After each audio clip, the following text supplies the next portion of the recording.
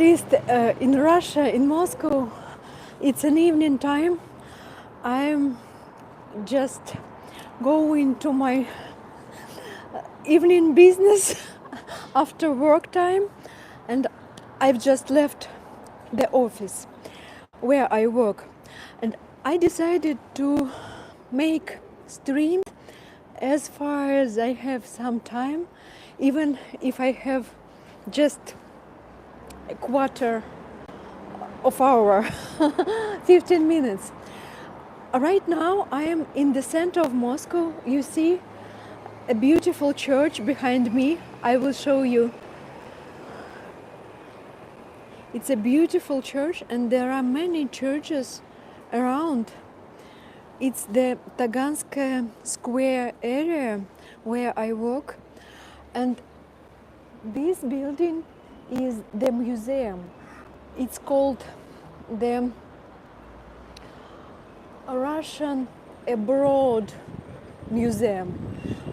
It means that some immigrants at the beginning of mostly the 20th century, including the Tsar family or some nobles or the intellectual elite, many people left Russia during the October Revolution or some years later after the revolution, after 1917. That's why this, and within people who left Russia, unfortunately, but lucky for them that they managed, but for the nation, many clever or intelligent people or some scientists, lead writers, poets, and many artists, and in general intelligent people, they left Russia.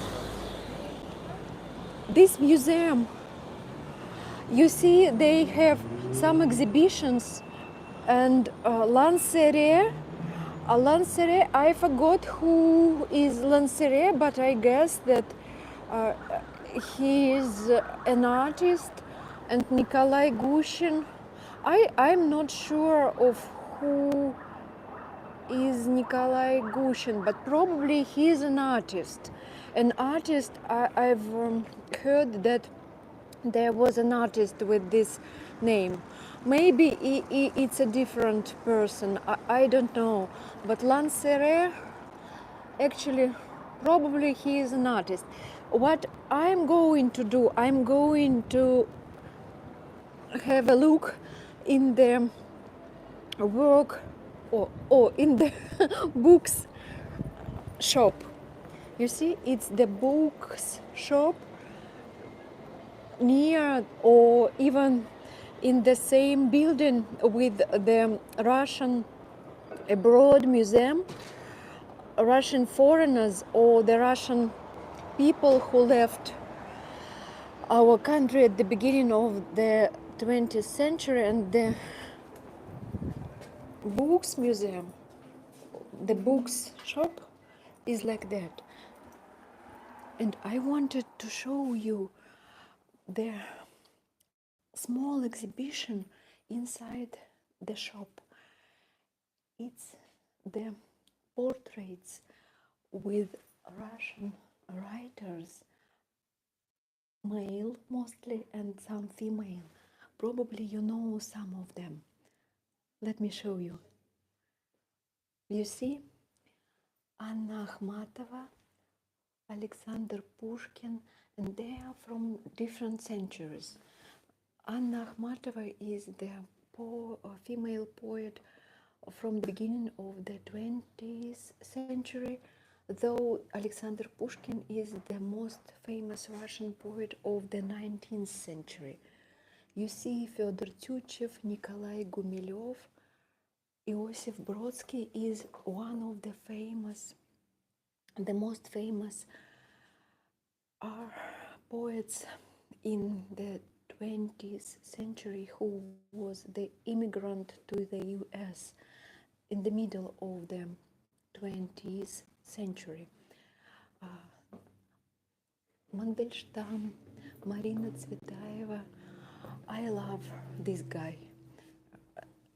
It's Boris Pasternak. Probably you know Boris Pasternak, who wrote the famous novel Dr. Zhivago. You probably know that Boris Pasternak was awarded with the Nobel Prize, in literature for his novel Dr. Zhivago. And it's one of my favorite novel, Dr. Zhivago. But actually the Soviet Union state, they didn't let him get that prize, the Nobel Prize in literature. But still we have his novel to enjoy, and it's quite famous abroad, as the Russian literature. And this is the guy, Maximilian Voloshin. He is a poet. Within all these guys, I love most Boris Pasternak. And you see his face as, let's say, a person who is not only clever and intelligent, but also, let's say, honest, at least for me. There are a lot of books here, but what I wanted to do actually in this shop is just a small thing, to write down on this board the name of the book I am reading right now. As for me, I am reading at the moment the novel Besi. I don't know what is the translation into English from Russian. Besi, probably. You see, Besi was written by Fyodor Dostoevsky, and I see on this board Dostoevsky, Idiot. It's the tradition of this shop to write down the name of the book the visitors are reading. Not all of them are doing this stuff, but at least for me, I did it 3 times. That's why I decided to have a look at this board right now and show it for you. Please share with me in the comment section what books are you reading right now, if you read any books, or maybe you listen to audio versions of books. Actually, as for me, you see, they have some event. It's the event about Japanese guy Fukuzawa Yukiti, and the name of the event, it's called the way from the samurai country into the country of Japanese people. I know this author Meshcherikov when on the 19th of April. Anyway, let me write down the name of the book and then we will go out of this shop. Okay, we put it here like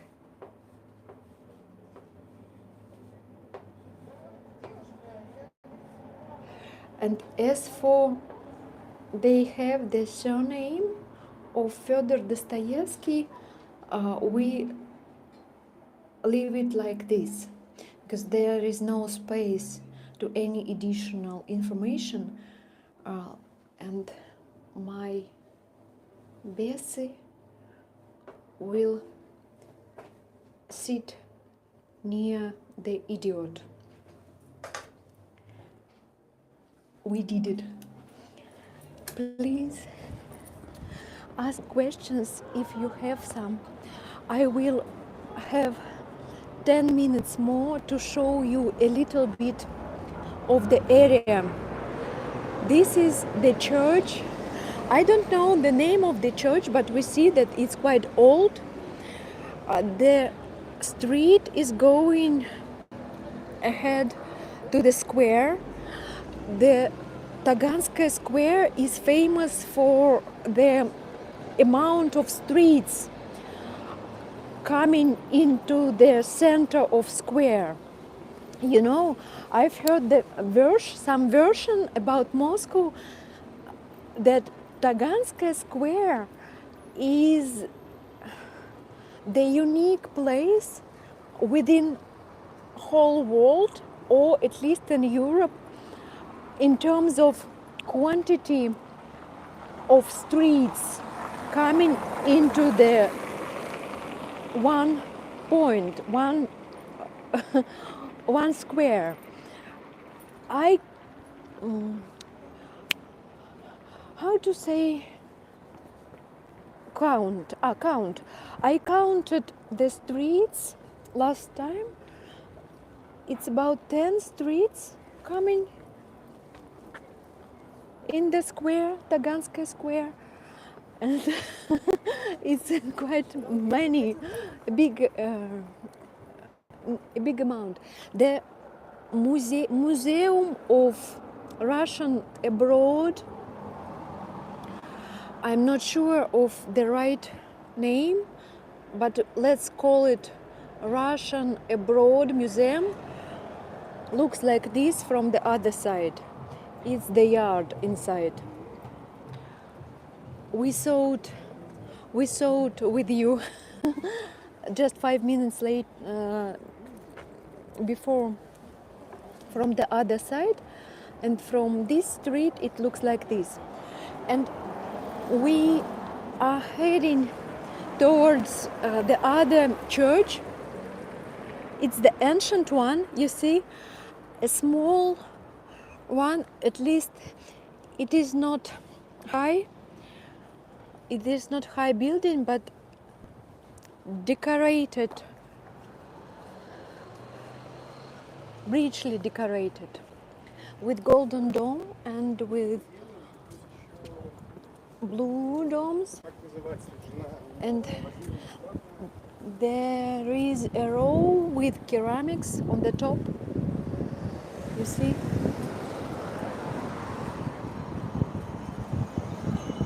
It's a beautiful church.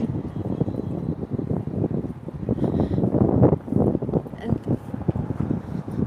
let's read the age where it was built. It was built in 1654, so the 17th century. I remember that there is some more decoration. Let's see.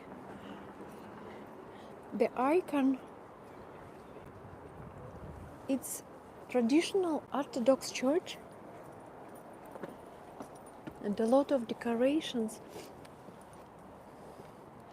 as it used to be in Russian churches even several ages ago, and now for sure. You see, the priest, he doesn't want us. He wants to open the church for us, probably. Or I thought it wrong. I don't know actually. On the right hand, there is the Stalin building. It's a monumental building.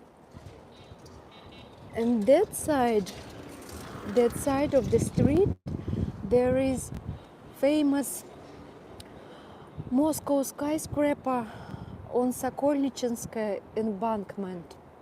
But we will not go that direction as I don't have time for that. I will try to make streams as long as I have time in evening time when it's still daytime, I mean daylight.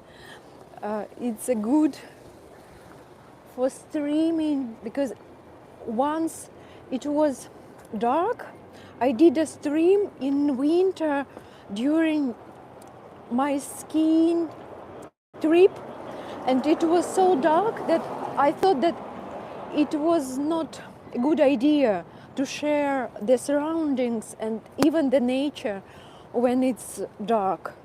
Please write what country are you from, what place are you from, and do you like Moscow? Have you ever visited our city? Have a look at this Stalin Empire Soviet building. You see?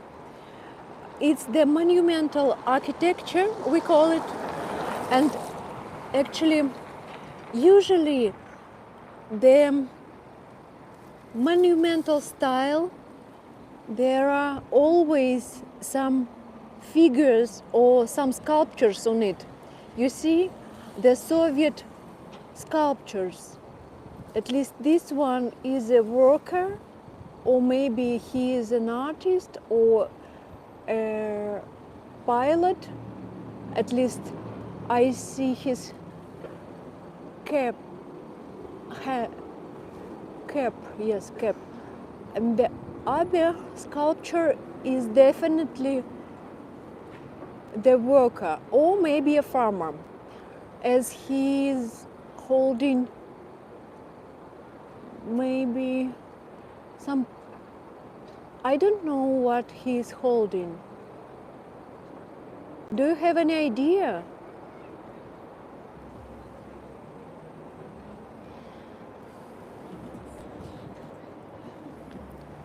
Let's proceed along the street. Actually, it's an old area, and it's called Goncharная Sloboda. You see the name of this street. The first Goncharny переулок, it means a small street called Goncharny. Goncharny means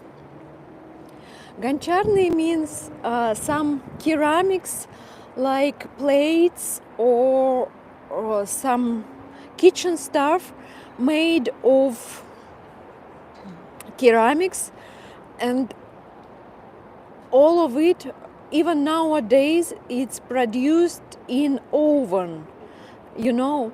And this area was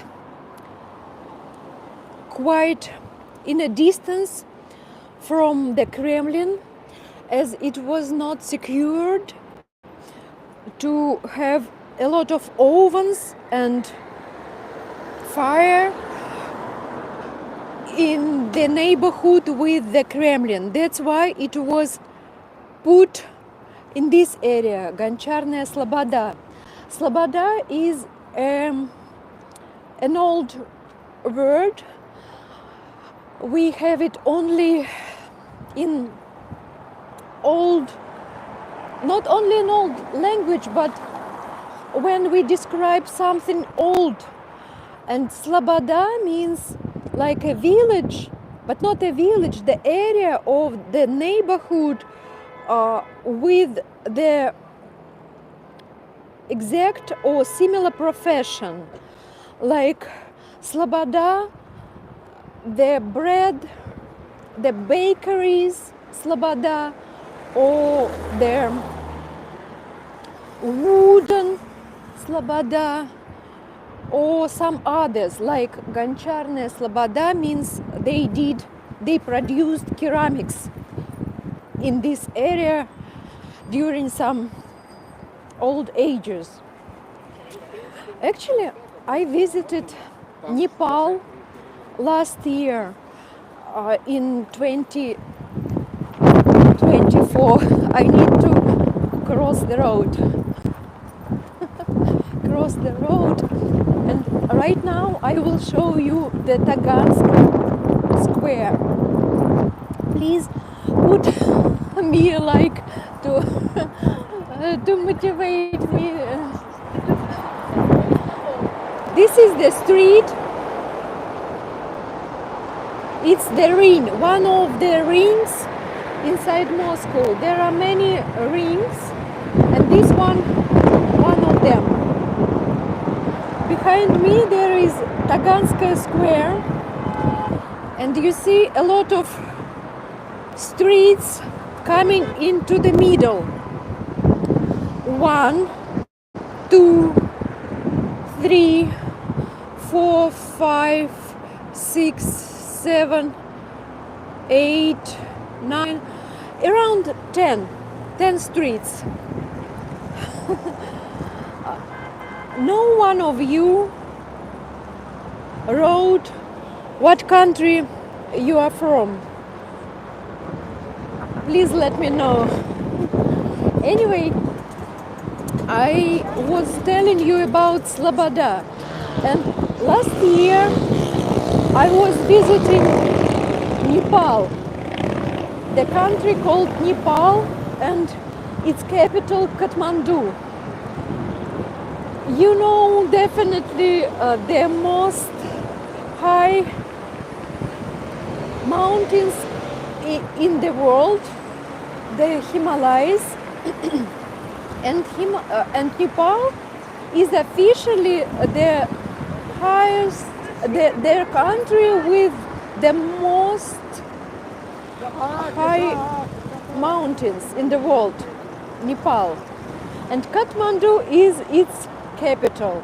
And you know, last year I was shocked being in Kathmandu and seeing that they still have traditions like many ages ago, the religious traditions, and even in terms of living and working. I mean, Sloboda principle that some profession they live and work in separated areas, it still exists in traditional communities or in countries with traditional principles of living, like Nepal. And you know, in Kathmandu, they they have like the area or the neighborhood with wooden production, with some amulets production, or with singing plates, you know, probably they are metal, they are made of metal, the famous Nepalian singing plates. It's nowadays they are used into the meditations or some rituals, not only in Buddhism but also in yoga practices, etc. So this is the entrance into the Moscow metro, and my goal is to get inside that building. That's why right now I will go into the downstairs a little bit. No one of you this stream put any comment. Please leave a comment or at least like.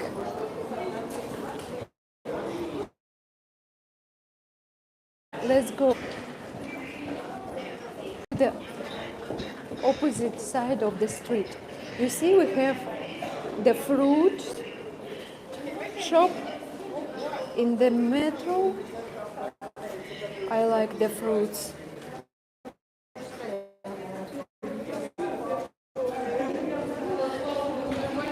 you do? The one person who might please write a comment. What country are you from? And why are you silent? Actually, anyway, thank you for joining this stream.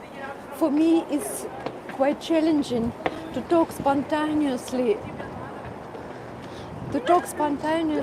and describe everything I see around in Moscow. But I think some of you will have a look later on. As usually, YouTube still have it. You see, it's a rush hour. It's a rush hour as it's almost 7 p.m. That's why everyone is going home after the working day. And thank you for joining. Please have a look at this stream later on, probably. I hope it will. I managed to keep it. And have a wonderful evening. Bye bye. See you next time. Stay tuned. Put like, subscribe. I'm Rita. Bye bye.